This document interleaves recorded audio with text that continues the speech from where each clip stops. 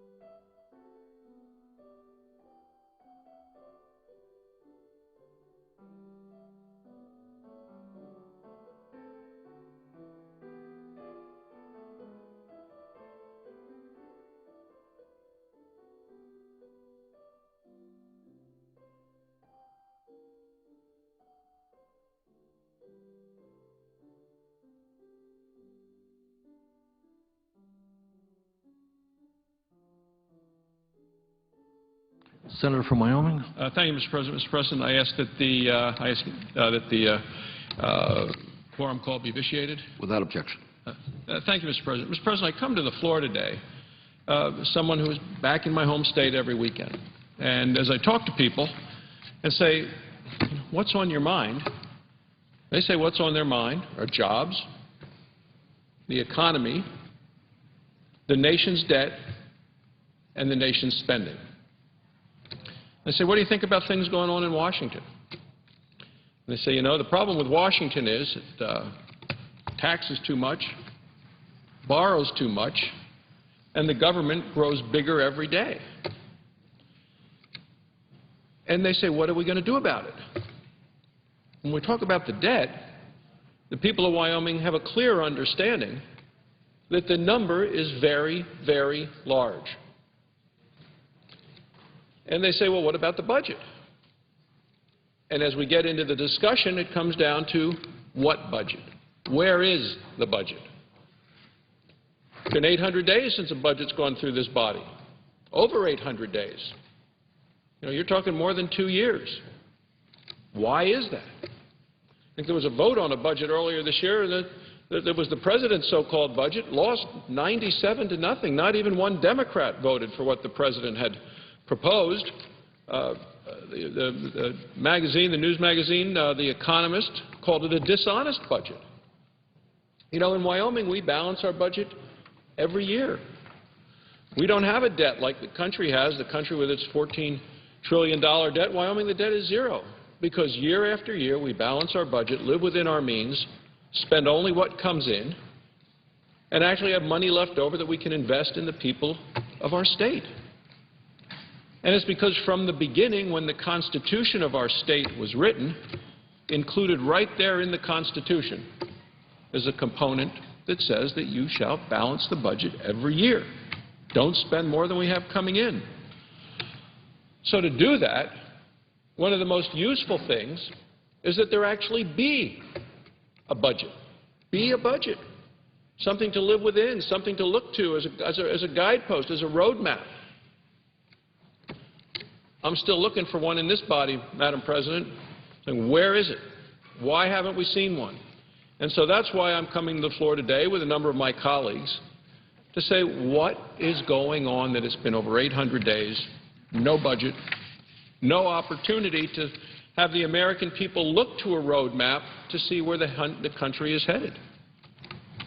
We hear all the discussion about the fact that, are we headed to a default? What about the debt limit? What about the ceiling? Is that going to be raised? The people say, what's the plan? What's the spending plan? What's the savings plan? I don't hear one coming forth from the majority party. I don't see one from the majority leader. I don't see one from the Budget Committee. I don't see one from the President. They're having discussions at the White House about how to try to get spending under control. I say, where's the President's plan? What I hear from the President is he wants to raise taxes. And the people of Wyoming would say the best way for more revenue to come in is not raise taxes on the people who are working. It's put some of those 9.2 million Americans, 9.2% of Americans who are looking for work, put them to work. And then that money will come in as they pay taxes. So I come today to the floor, Madam President, with a number of my colleagues. Senator Sessions, the senator from Alabama, has arrived. And I know that we're going to be engaged in a colloquy and to discuss some of these issues. But I'll tell you, we ought to be focusing on these 9.2% of Americans who can't find work, but are millions and millions of Americans looking for jobs. And when I talk to the job creators, they're saying it's the President's position and his policies that have made matters worse. Made matters worse with increasing health care costs as a result of the health care law, made matters worse as a result of the regulations coming out of Washington that add additional costs on the businesses, and making it worse in increased energy costs as the President continues to send energy jobs overseas as he makes it harder and harder to explore for American energy.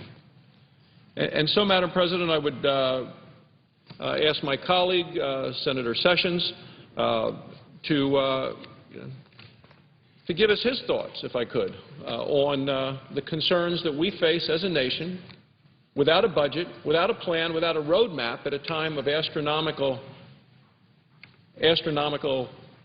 deficit, huge numbers that are too high for people to even understand and comprehend. Madam President. I appreciate Senator Barrasso and his leadership on so many issues in this Senate. It is a sad event that we are now filing an objection to the movement of a appropriations bill because it violates the Budget Act contained in the United States Code. And the Budget Act says you shall not move forward with a appropriations bill if you haven't first passed the budget. So I guess my friend from Wyoming, accomplished orthopedic surgeon and physician, and his experience in the legislature in his state, does it strike him that when you're in the most serious debt crisis perhaps the nation's ever had from a structural, systemic point of view, that we ought to follow the law? We ought to first decide how much money we can afford to spend next year and then allocate that money to the various spending appropriations committees so that they can produce a plan that would live within that budget. Is that the common sense way that we should proceed? Well, Madam President, I would say absolutely yes. I mean, if you're a family in Wyoming, and I don't care if you're living in Casper or you're living in Kemmerer, either way, you know you need to live within some construct of how much is coming in, how much can you spend, live within a budget. Families have budgets. They live within their budgets. The state of Wyoming has a budget. We have a balanced budget component of our Constitution. So it not only says we have to have a budget, it says you have to balance it. And if you don't have a budget to begin with, I can't understand how you can balance it. And so is it any surprise that we are $14 trillion in debt and we're borrowing $4 billion a day, $2 million a minute in this country, and we're borrowing a lot of it from China? And it would just seem that we ought to be following the law, having a budget, and then living within the budget, and it needs to be a responsible budget consistent with what's coming in. I know we appreciate our colleagues who worked on this bill, but there's much, much more appropriations that should be done this year. And how can they be continued without a budget? You say, well, we spent within the President's numbers or the House numbers, but those have not been approved in the Senate. We've had no votes in the Senate. It's not a binding number. And the truth is, what we need to do is what the House did, I believe. Senator Barrasso, isn't it true that the Republican House, with a new leadership, came in, they faced up to the 10-year budget window that we have. They laid out a plan for 10 years. It cut spending by $6 trillion. It actually simplified our tax code substantially and reduced certain taxes, focusing on tax reductions that create growth so we could have more income generated. And whether you agree with it or not, by April 15th they did all this, which is what this code says. Don't you think they have done their duty? And what would you say about the Senate's failure to even attempt to present a budget? Well, the House has approved a budget. They've presented a budget, debated a budget, discussed a budget, and passed a budget. Nothing in the Senate for over 800 days. And, you know, people at home tell me on the weekends, they say, you've got to stop spending money we don't have. Stop spending money we don't have. They say, we expect better. We expect better of those who are elected to go to Washington and represent us. We expect better. No, and, you know, the thing they also believe is that of the money that they're spending, that they're sending to Washington, it's their money. It's not Washington's money. It's their money. The money that they're sending to Washington, people don't believe they're getting value for their dollar. If you said of every dollar you send in, about how much value you're getting back, it's at an all-time low. It's less than 50 cents on the dollar. People think they're getting value. You know, people want efficient government, effective government. That's not what they're finding today. They're seeing amazing amounts of waste and fraud and abuse. But fundamentally, they're not seeing a budget, a roadmap for which to make a plan and then live within that. And that's why I come to the Senate floor with my colleague today from Alabama to say the law is specific, not just in the state of Wyoming, but also in the United States, that we need to have a budget. The law is specific, and the need is there whether we had a law or not. The law doesn't require families to have budgets, but families that are smartly managing their money have budgets. Businesses have budgets. No law requires them to have budgets because it's the only way to manage your money. And it's really a unacceptable situation we find ourselves in. Senator Barrasso, let me ask you this, and I want to try to boil it down to the nub of why we haven't done it, why the majority in the Senate has not proceeded with the budget. And let me just say that a budget is considered so important that unlike other legislation, it can be passed with a simple majority. It cannot be filibustered. It has priority process to be moved rapidly on the floor. It can't be blocked. And so the goal is that you could pass a budget. Even a party, if they wanted to do it on a straight party line basis with over 50 votes, could pass a budget. And so I guess I'm trying to focus on, is there something broken about the Senate? Is there something broken that causes us not to be effective? Is there something broken in the way we operate that would have kept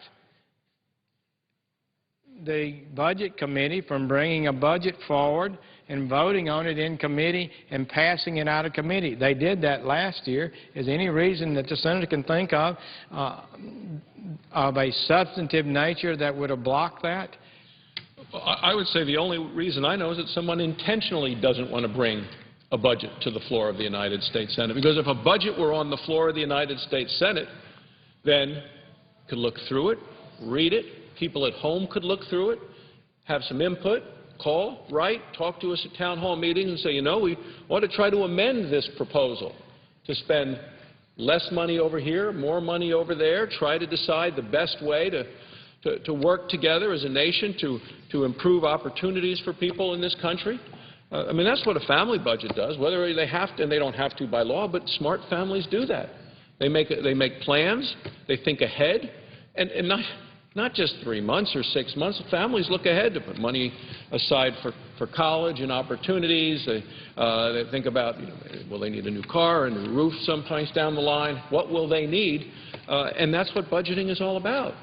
So I see no reason fundamentally why there isn't a budget proposed by the majority party here on the floor for all of the country to take a look at, all of the country to say, yeah, change this, more here, less there, reprioritize, and let the country work. If the Senator would yield, unless you're unwilling to tell the American people where you stand, unwilling to put real numbers on paper. You prefer to say, well, American people, don't worry about it. We're meeting in secret over here. Don't worry about it. We've got the Vice President. He calls some senators together. He's going to fix it. Oh, now the President's meeting in secret. Here he stomped out of the meeting yesterday when some questions were asked. But so we're going to take care of it. You guys that serve on committees and the Finance Committee where taxes have to be voted on, should be voted on. You guys are no longer relevant. The system's broken. Don't worry about it. We're going to take care of it. That's what they're saying. That's what they're saying. They're saying we're not going to go along with this. And it's not because it won't work. It's because the budget presented, the only budget we've seen here, was presented by the President. It increased taxes substantially. It increased spending even more than that. And it increased the debt more than if we'd done nothing over the 10 years. So I see our colleague, Senator Toomey, a new senator, but not new to the budget process because he was a member of the Budget Committee in the House. So I guess what I'm frustrated about, and I believe people should be unhappy about, this decision, this policy decision, by the leadership in the Senate that it was foolish to produce a budget is not a sign that the Senate is broken. It's a sign that the leadership is broken. It's a sign that leadership does not have the courage to actually stand before the American people and produce a plan, because it either would raise taxes too much, not cut spending too much, or raise the debt too much. And I think that's irresponsible. But I have to say, Senator Toomey, a new member of our Senate, he's produced a budget. He laid it out right in our committee. And he was prepared as a member of our committee to produce his budget and advocate for it. And you know what happened? We didn't meet. I can't call the committee into session. I'm the ranking Republican. Senator Toomey can't call the committee into session and have a vote. They decided not to meet, not to do their duty. And they're going to meet in secret somewhere and have their little discussions about what they want to do. And the people who are elected to be accountable to the American people for what we do with their money are just standing around wondering what's happening. Forgive me if I'm not happy. I don't think it's right. I think it's weakening the United States Senate. I believe our constitutional responsibility is not being fulfilled if we end up with some big deal bill on August 1st and we're told it's got to be passed by August 2nd, and you can find out what's in it after we pass it. I'm not there. Count me out. Senator Toomey, we had more people want to get on the Budget Committee this year. They were so excited. It was the most wanted committee to be on in the entire Senate, and we've not done anything. You were selected to be on the committee, which is a tribute to your experience, and I guess I would ask you, how do you feel about where we are? Well, Senator Sessions, first of all, thank you for raising this issue, because I do think this is a very, very important issue. Many of us wanted to be on the Budget Committee because we see what a critical moment our country is in. We see the very dire straits that we have put ourselves in because of the fiscal irresponsibility of Washington. And some of us believe that we don't have a lot of time to get this in order. And so I was looking forward to the opportunity to serve on the committee that would design the blueprint for our entire fiscal policy for this year and hopefully beyond. I think this is a fundamental responsibility, frankly, of any responsible organization to have a budget. I ran a small business for years, my own little business. We always had a budget. The corner pizza shop has a budget. We are the biggest enterprise in the world, the United States government. We spend $3.6 trillion, and for the majority party to choose, really, I have to say cynically, to choose not to even write a budget, to abdicate that fundamental responsibility to lay out for the American people how much money they want to spend, on what they want to spend it, where the money is going to come from, to abdicate that responsibility is really shocking. But of course, to make matters worse, they have a statutory obligation to do this, so it's actually also illegal. And here we are without a budget. We're about to run out of this year's funding. When we come back from the August break, we're going to be passing some huge omnibus. Who knows what's in that? We have a completely broken down process. I believe it has contributed to where we are today with this debt limit. And by the way, a brief aside, if I could, about this debt limit issue, because we had a discussion today in the Banking Committee. Federal Reserve Board Chairman Bernanke was there to testify, and it was a useful discussion. Unfortunately, after I left the committee, I learned later that Senator Schumer began to discuss some of my remarks with Chairman Bernanke, and in the process, he grossly mischaracterized what I said. Now, I'm quite sure that Senator Schumer would never intentionally mischaracterize the remarks of one of his colleagues. So what I'd like to do is just clarify what was actually said so that in the future it won't be mischaracterized. I had observed that the Treasury will have more than enough cash coming in the form of tax receipts to pay the interest on our debt in the event that we didn't raise the debt ceiling on August 2nd. I immediately went on to say, and I will now quote myself if you will allow, I said, now I don't know of anybody that suggests that we can or should go indefinitely without raising the debt ceiling, and I have argued that we would certainly be much better off reaching an agreement and raising the debt ceiling prior to August 2nd, end quote.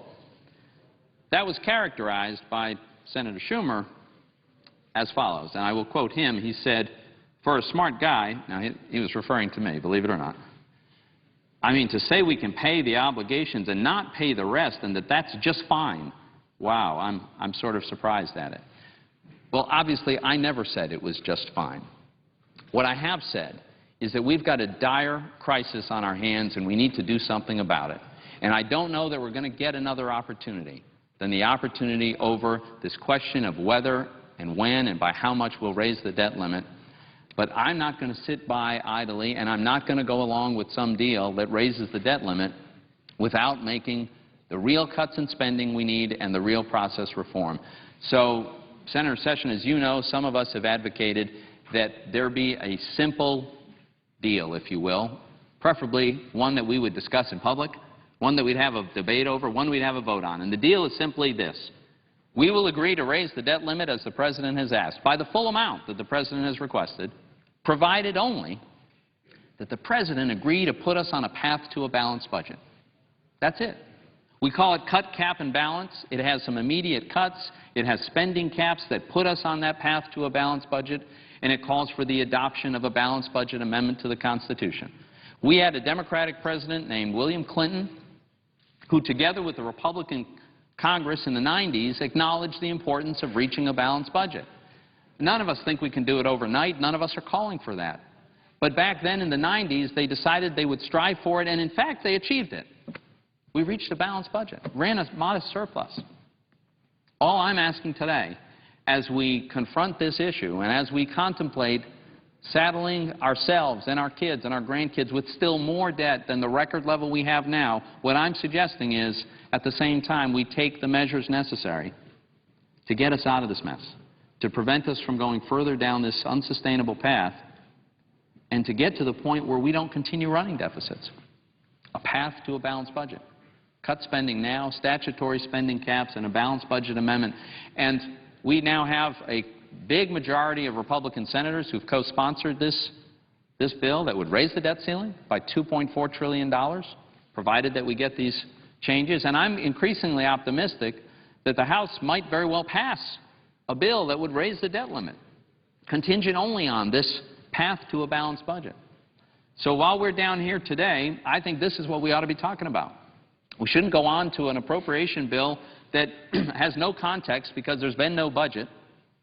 We ought to be focused on getting this problem solved and then get back to the regular order of having a budget that defines the level of spending and where that money is going to come from and allows us to pursue the ordinary appropriation process so that we can exercise our constitutional responsibility to control the purse strings of this federal government.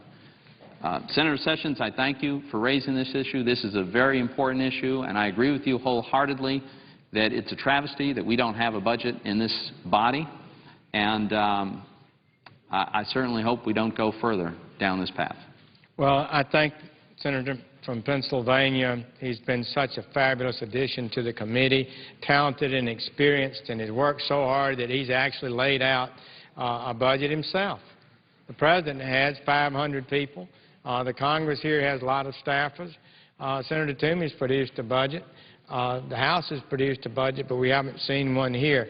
I'm pleased that my colleague, another member of the Budget Committee, Senator Ron Johnson, is here. He's a business person who traveled his state and talked with his constituents about his concerns about the debt this country faces.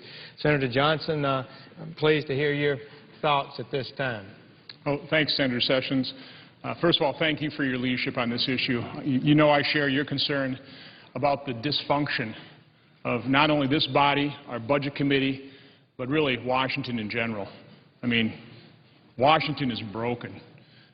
We are currently conducting business as usual here in Washington, and it's bankrupting our nation. And certainly as having spent 34 years as a manufacturer, Senator, I recognize that you have to have a good process if you're going to have a good product. And because our process here is so broken, that's one of the reasons we're bankrupt in this nation, because we don't have a good process. I mean, it is, to me, unbelievable, sir, that in the United States Senate, we haven't passed a budget now in, what is it, 805 or 6 days? Over 2 years, we have not passed a budget yet in this body. And as an accountant, that's my background. You know, I've had to produce budgets on time for a wide variety of sizes of businesses. And it's simply unbelievable to me when I know how hard individuals and businesses work to produce a budget.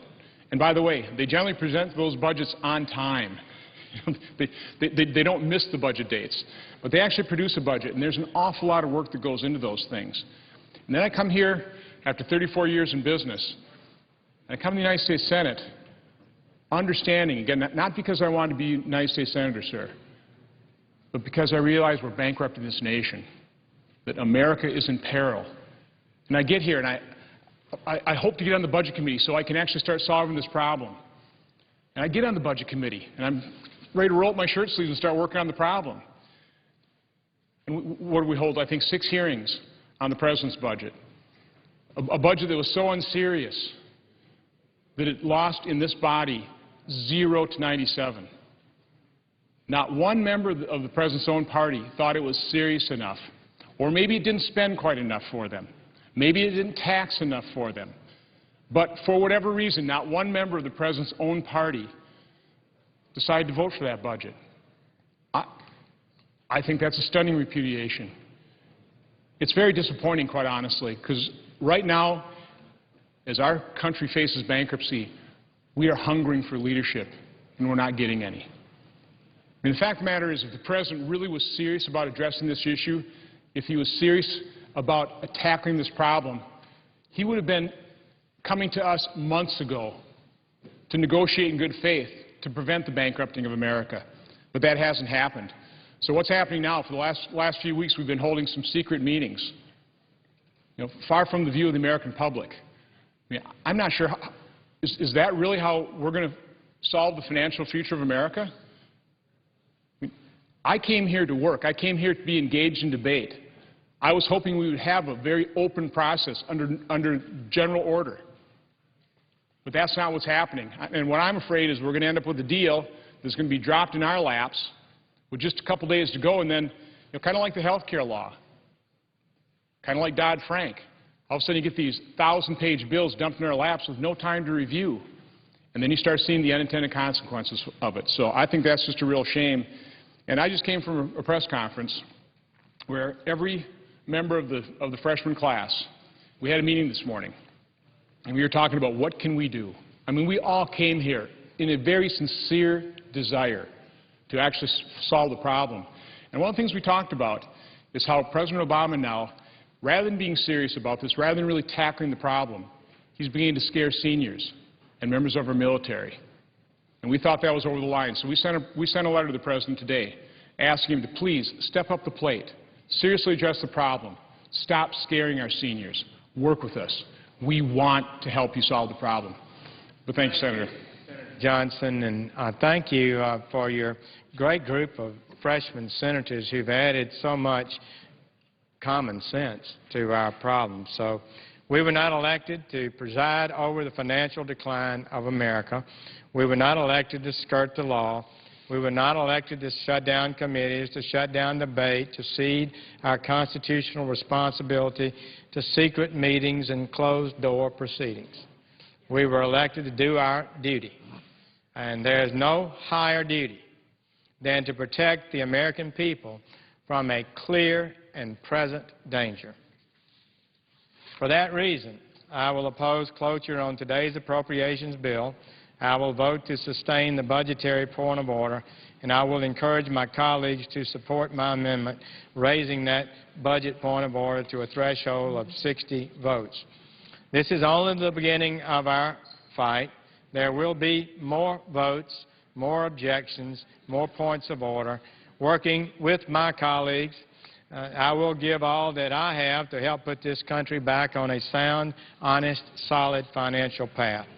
Washington must recognize that America's strength does not lie in the size of our government, but in the scope of our freedoms and in the hearts of our people. The debt we have today is already pulling down our economic growth. Experts tell us we've lost 1% of economic growth because our debt exceeds 90% of our total economy, 90% of GDP. Well, it's 95% of GDP right now. We'll reach 100% of GDP by the end of this year. That alone reduces growth, according to the experts. Secretary of Treasury Geithner said he thought that was an excellent study that found that fact. And what does 1% growth mean? Well, instead of the first quarter having 1.8 or 2% growth, we would have had 3% growth. And if we'd had 3% growth instead of 2% growth, 1 million more jobs would be added per year based on just alteration of the difference between 2% growth and 3% growth. We've got to face these problems. I hope our colleagues are reaching a decision about how to proceed that can be successful. We've got to make progress this year. We're going to have to sustain progress for a decade. If we do so, we'll put this country on a right path. And if we get that debt down, it's not too hard to do it, really. We'll start seeing our growth come back and jobs be created, more wealth be created, more taxes be paid, less help to people poor and in need because they're now working when they weren't. So, Madam President, I thank the Chair, appreciate the opportunity to share these remarks, and would yield the floor.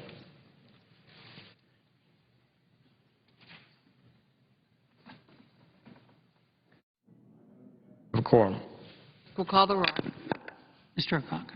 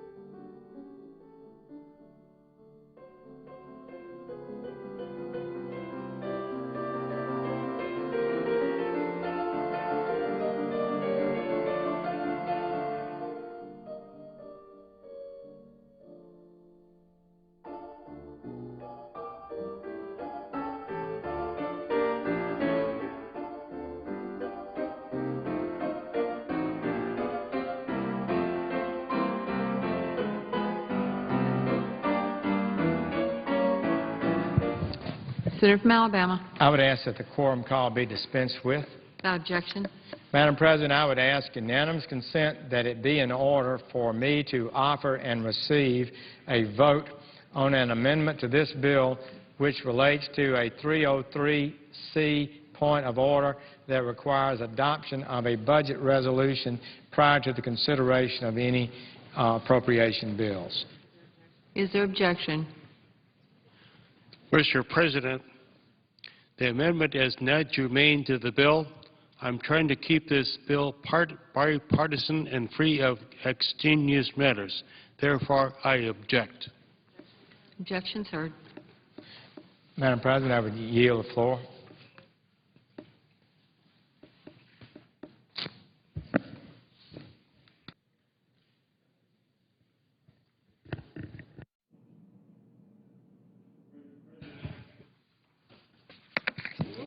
Mr. President, there is a cloture motion at the desk.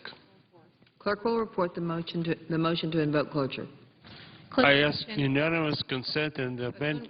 We, the undersigned senators, in accordance with the provisions of Rule 22 of the Standing Rules of the Senate, hereby move to bring to a close the debate on the motion to waive the points of order under Section 303 of the Congressional Budget Act of 1974 for H.R. 2055, any amendments thereto, and motions thereon, signed by 17 senators as follows: Reed of Nevada, Johnson of South Dakota, Kirk, Durbin, Hagan, Bennett, Warner, Kerry, Blumenthal, Boxer, Levin, Stabenow, Bingaman, Udall of Colorado, Murray, Leahy, and Whitehouse.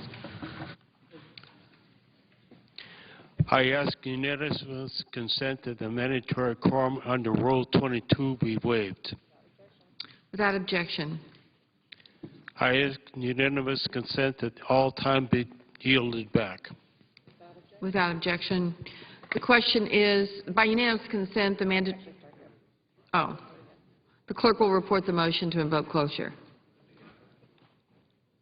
We, the undersigned senators, in accordance with the provisions of Rule 22 of the Standing Rules of the Senate, hereby move to bring to a close the debate on the motion to waive the points of order under Section 303 of the Congressional Budget Act of 1974 for H.R. 2055, any amendments thereto, and motions thereon. By unanimous consent, the mandatory quorum call has been waived. The question is it the sense of the Senate that debate on the motion to waive the points of order under Section 303 of the Congressional Budget Act for H.R. 2055 and any amendments or motions thereto shall be brought to a close? The yeas and nays are mandatory under the rule, and the clerk will call the roll. Mr. Akaka, Mr. Alexander, Ms. Ayotte, Mr. Barrasso,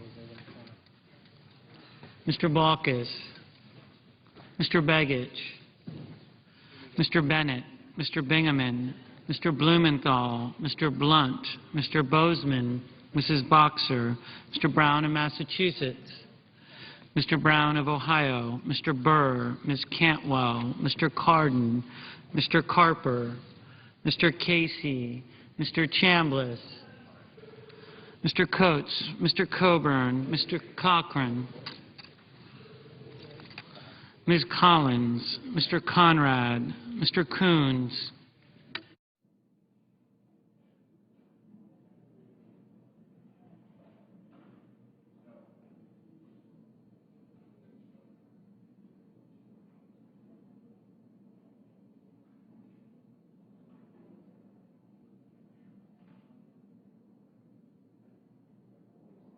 Mr. Corker,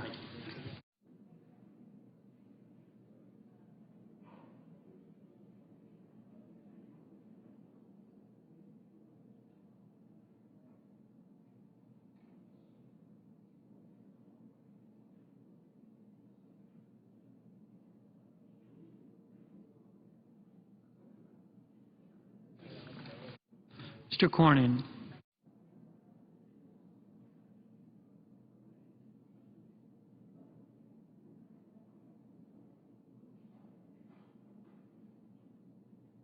Mr. Crapo,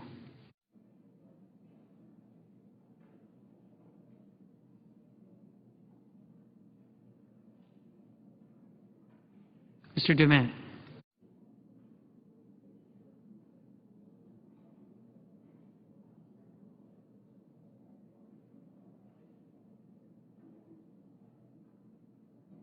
Mr. Durbin,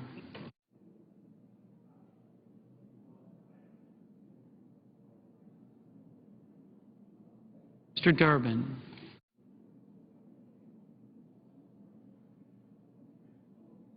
Mr. Enzi,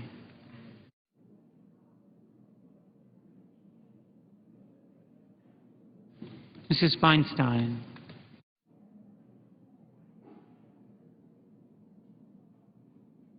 Mr. Franken,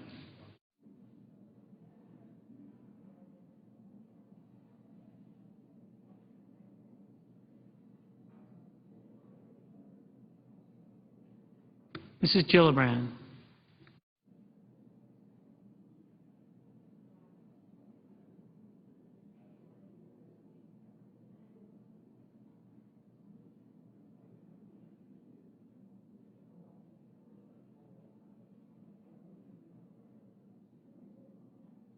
Mr. Graham.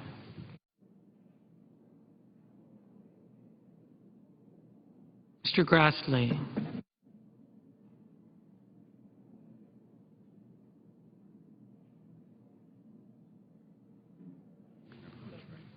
Mrs. Hagan.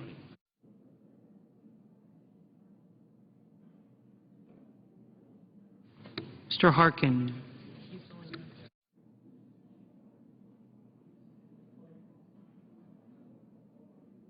Mr. Hatch. Mr. Heller.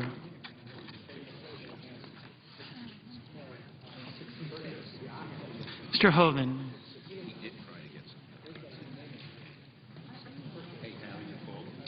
Mrs. Hutchison.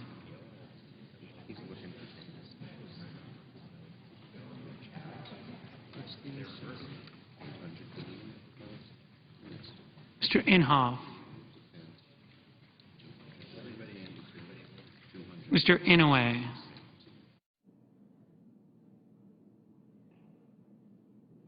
Mr. Isaacson.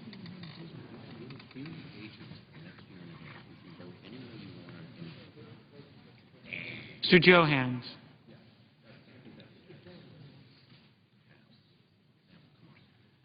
Mr. Johnson of Wisconsin. Mr. Johnson of South Dakota. Mr. Kerry.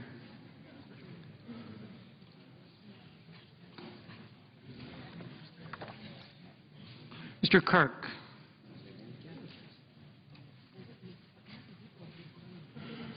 Ms. Klobuchar.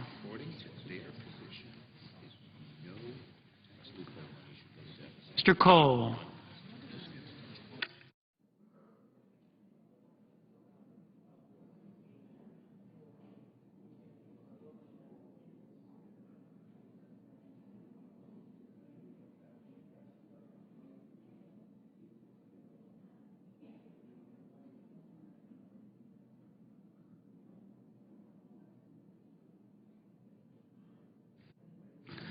Mr. Cole. Mr. Kyle. Ms. Landrieu.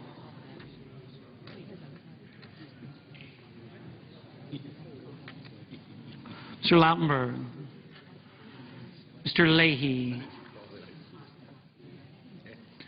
Mr. Lee. Mr. Levin. Mr. Lieberman. Mr. Lugar.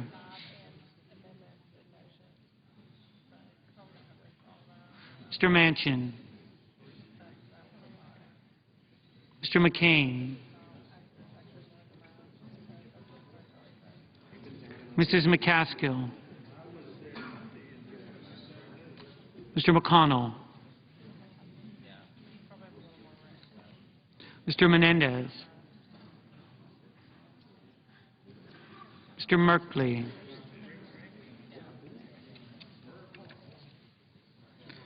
Ms. Mikulski.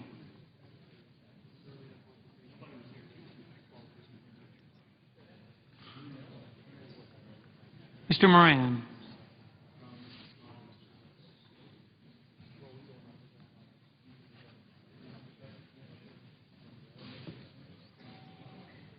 Ms. Murkowski.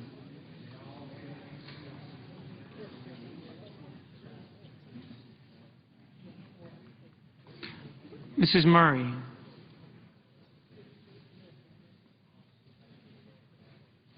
Mr. Nelson of Nebraska. Mr. Nelson of Florida.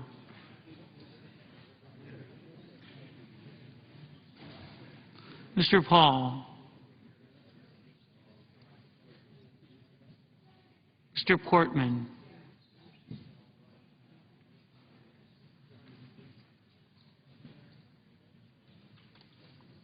Mr. Pryor.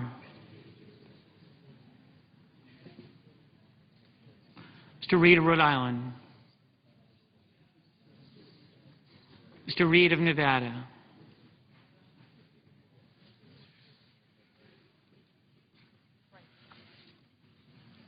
Mr. Risch. Mr. Roberts.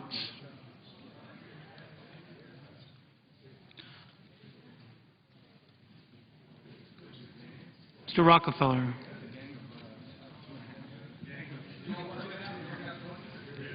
Mr. Rubio.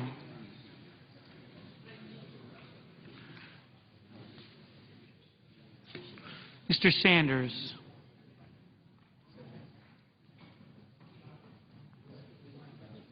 Mr. Schumer.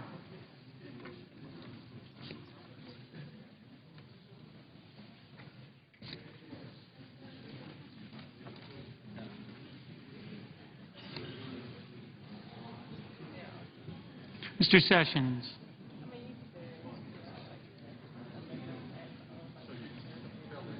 Mrs. Shaheen.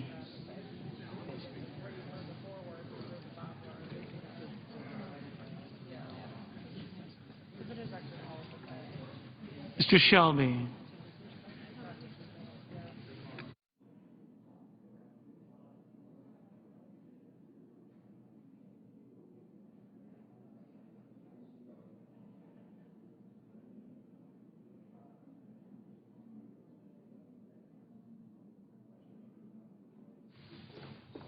Mr. Shelby.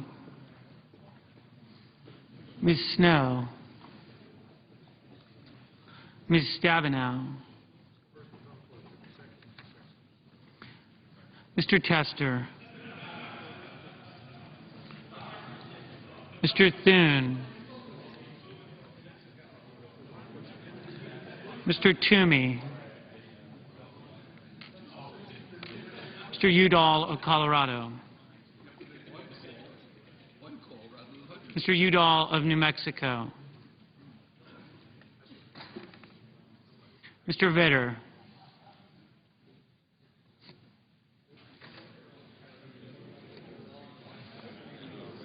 Mr. Warner.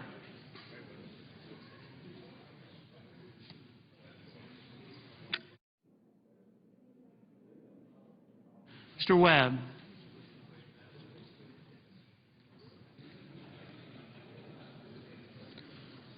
Mr. Whitehouse.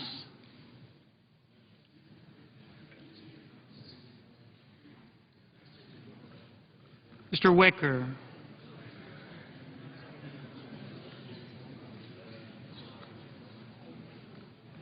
Mr. Wyden.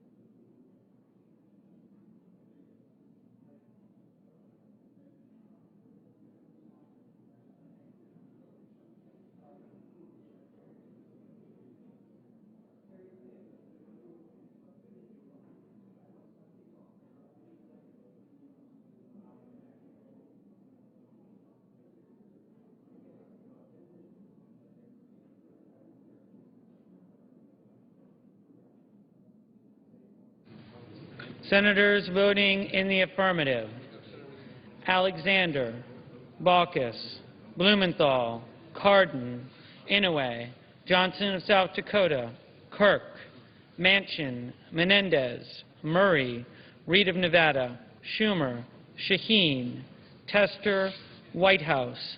Senators voting in the negative: Bozeman, Inhofe, Kyle, McCain, Moran, Rubio, Toomey.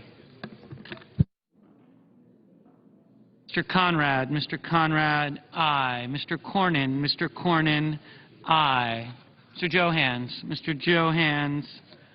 aye. Mr. Nelson of Nebraska, aye.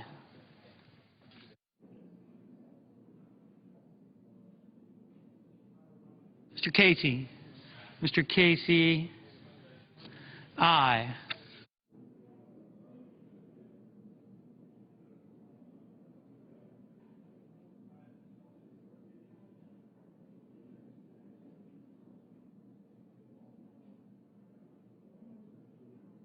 Mr. Dement. Mr. Dement, no. Mr. Coburn. Mr. Coburn, no. Mr. Vitter. Mr. Vitter, no.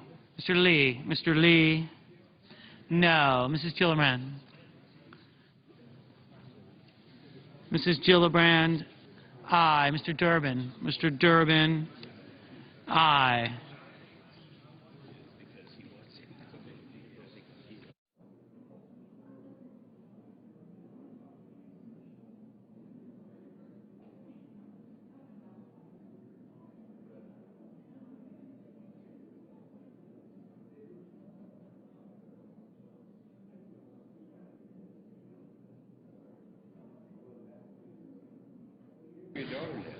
Mr. Carey. Mr. Carey, aye. Mr. Cochran.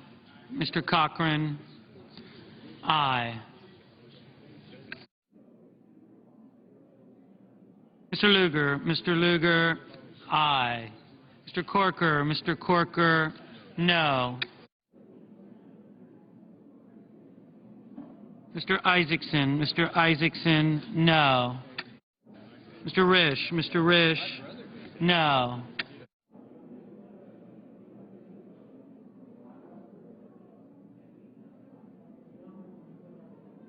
Mr. Grassley. Mr. Grassley, aye. Mr. Bennett. Mr. Bennett, aye.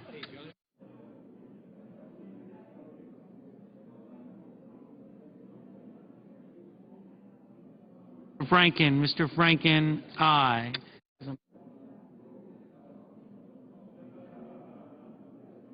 Mr. Sanders. Mr. Sanders, aye.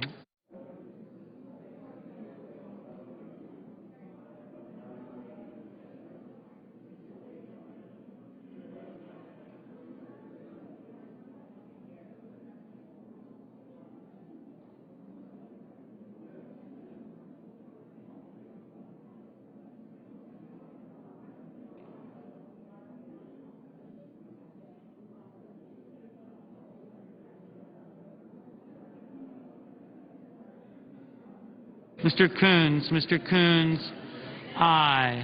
Mr. Brown of Massachusetts. Mr. Brown of Massachusetts, aye. Ms. Cantwell. Ms. Cantwell, aye. Mr. Warner. Mr. Warner, aye.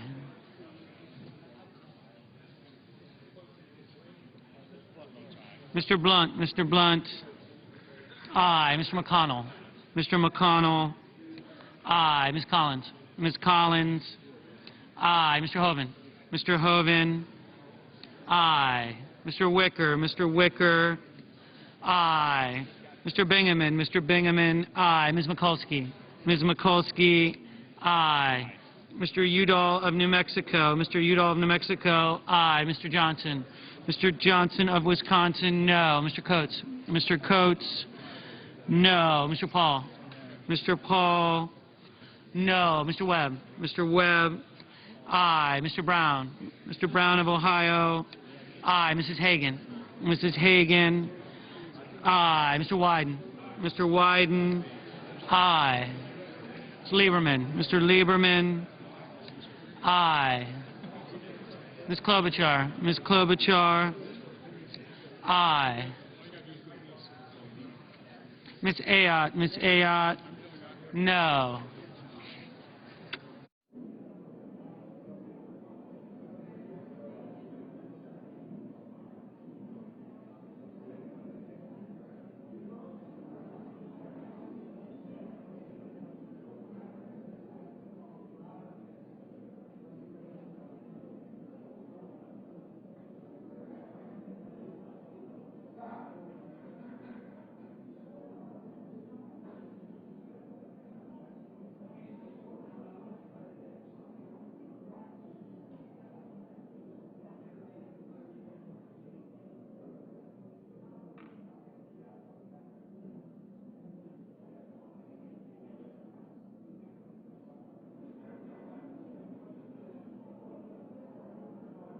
Mr. Sessions. Mr. Sessions, No. Mr. Levin? Mr. Levin? Aye. Ms. Stabenow? Ms. Stabenow? Aye. Mr. Barrasso? Mr. Barrasso? No. Mr. Enzi? Mr. Enzi? No. Mr. Graham? Mr. Graham? No. Mrs. Boxer? Mrs. Boxer? Aye. Mr. Begich? Mr. Begich? Aye. Mr. Cole? Mr. Cole? Aye.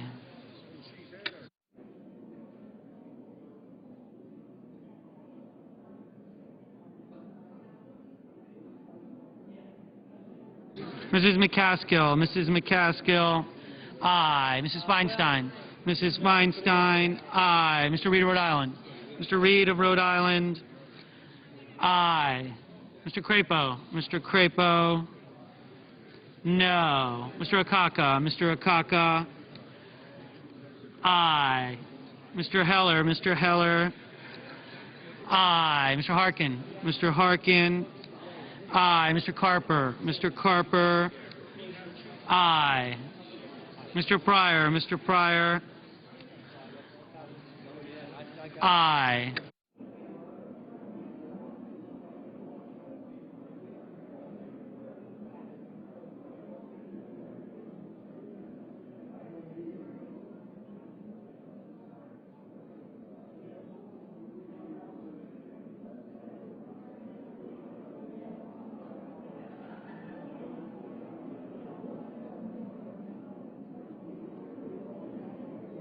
Mrs. Hutchison? Mrs. Hutchison? Aye.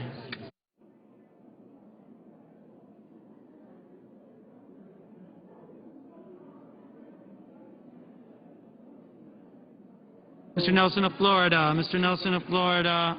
Aye. Mr. Rockefeller? Mr. Rockefeller? Aye. Ms. Snow? Ms. Snow? Aye. Mr. Udall? Mr. Udall of Colorado? Aye. Mr. Leahy? Mr. Leahy? Aye.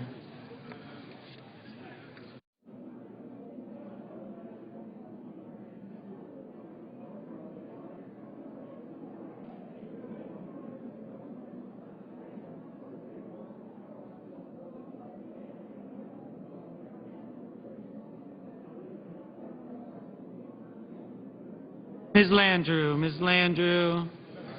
Aye. Mr. Lautenberg? Mr. Lautenberg? Aye. Mr. Merkley? Mr. Merkley? Aye.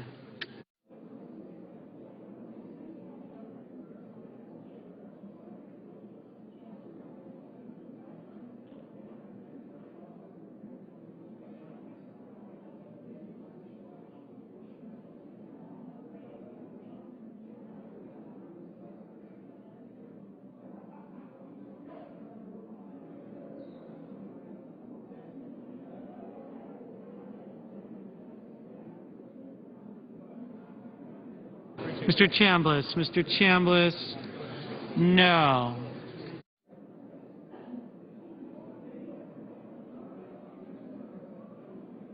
Mr. Portman? Mr. Portman? No. No. Mr. Shelby? Mr. Shelby? No.